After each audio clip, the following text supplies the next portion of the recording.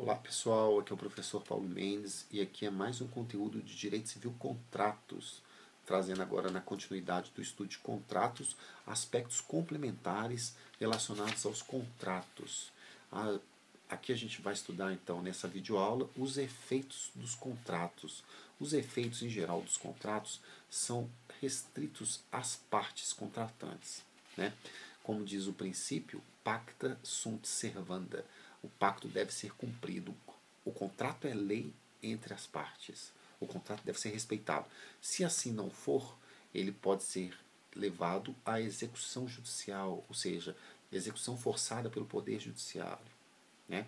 Além disso, implica diversas responsabilizações, consequências oriundas do inadimplemento, pela falta de execução, pela falta de cumprimento das obrigações contratuais. No que tange aos sucessores das partes contratantes, existe a possibilidade, sim, da obrigação ser repassada a eles, mas, como diz o artigo 1792 e o artigo 1997, que o limite dessa obrigação será o limite das forças da herança, né? No caso de falecimento, pode passar para os sucessores, mas até o limite da força da herança. Tá? Ou seja, não pode extrapolar o recurso que está ali disponibilizado na herança. O montante que é repassado na herança aos sucessores não pode ser extrapolado, tá? Por essa obrigação advinda de um contrato. No que tange a terceiros, existem diversas formas, né, de os efeitos de um contrato atingir terceiros. Tá? Primeiro, o contrato pode ser feito já em favor de terceiro, ou pode ser feito um contrato com pessoa declarada, ou seja, já são contratos feitos pensando em terceiros, né? Eles já são feitos pensando em terceiros. Também pode acontecer, seja culpa quiliana, né, ou ato ilícito, de atingir terceiro e ter a obrigação de indenizar terceiro de boa-fé. E ainda existem a modalidade de promessa de fato terceiro. Diferente de contrato em favor de terceiro, que nós fazemos contrato para beneficiar um terceiro, em favor de um terceiro, né, e ele receberá um produto ou um serviço, no contrato por terceiro ou promessa de fato de terceiro, eu faço um contrato contigo, mas para um terceiro cumprir a obrigação. Ele não é beneficiado, ele vai cumprir a obrigação. É um pouco diferente. Do que tange ao objeto, né, ao efeito sobre o objeto de contrato ele pode ser retido. Se o devedor tiver inadimplente, o credor tem o direito de reter, até que, né, seja satisfeita aquela obrigação. Tá? Outra situação é exceptio non adimplente contractus. Exceção do contrato não cumprido. Se você não cumpriu a sua parte, se você não cumpriu a sua obrigação, isso é uma exceção para que eu não cumpra também a minha. Tá? Então é uma ressalva muito importante do ponto de vista do efeito do contrato. No que tange a transmissão, a gente faz aqui um regresso lá para o direito de obrigações, está lá entre o artigo 286 e 299, a questão da cessão do crédito. Tá? Cessão do crédito. Na cessão do crédito existe uma troca de credor. Eu sou o credor, você é o devedor, eu vou passar o crédito dessa relação, tá? Você vai passar a dever outra pessoa, outro vai ser o credor. Eu estou mudando o polo aqui, nesse lado do credor. Eu saio enquanto credor e outro sujeito entra como credor. Você vai dever a ele. Tá?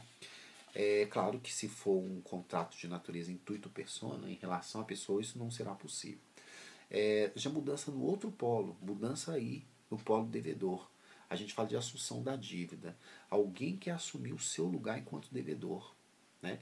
Você deve um estabelecimento comercial, você deve uma instituição lá, por exemplo, de ensino, e alguém quer assumir a sua dívida, alguém quer passar a ter esse ônus de pagar a sua dívida. Isso é chamado de assunção da dívida. Mas observe duas coisas. Primeiro, o credor dessa relação contratual, ele tem que aceitar. Ele pode recusar, ele fala, não quero que essa pessoa assuma o seu lugar, eu quero que você continue sendo. Eu fiz o contrato contigo. Outro ponto, o novo devedor, ou esse suposto devedor, esse pretenso devedor, né, potencial devedor, ele não pode ser insolvente, ele tem que ter condições financeiras de arcar com o compromisso. E quando acontece as duas coisas ao mesmo tempo, a mudança aí no polo de devedor e a mudança aqui no polo de credor, aí a gente vai falar de cessão de posição contratual, tá? Troca esses ambos polos. Tem uma troca ali do credor e uma troca do devedor também. Bom, vamos lá para outros aspectos, né, relacionados ao contrato. Arras ou sinal. O que são arras ou sinal? Formas de garantia contratual, né? É um valor que é estabelecido ali para cobrir, né, essa ruptura de expectativa, né? Agora, se esse contrato previa o direito de arrependimento, fica por isso mesmo, a raciocinal, no caso de ele ser resolvido. Se não previa, e se a parte provar, né, a parte inocente provar um prejuízo, cabe falar em indenização suplementar. Indenização suplementar é aquela que vai além da raciocinal, né, no caso de perdas e danos. Outros pontos relacionados aos contratos, que são lá também das obrigações, né? Ou seja, estou aqui desde transmissão, né, dos direitos, né, cessão de crédito, assunção de dívida, arras e sinal. A gente está falando de quê? Direito às obrigações.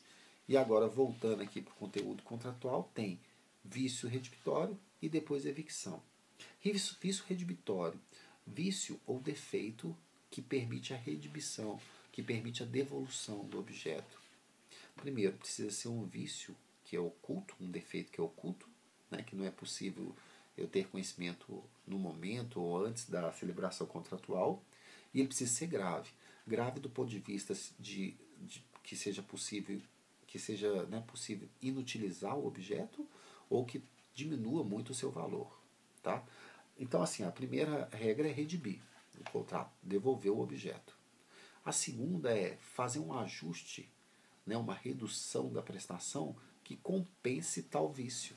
Tá? Isso é uma possibilidade também.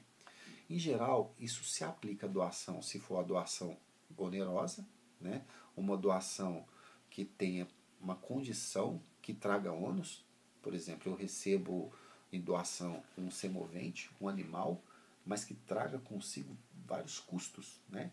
Custos de cuidado veterinário, de alimentação, custos de hospedagem. Então aquele animal veio, mas com diversos custos. Então não é uma doação pura e simples.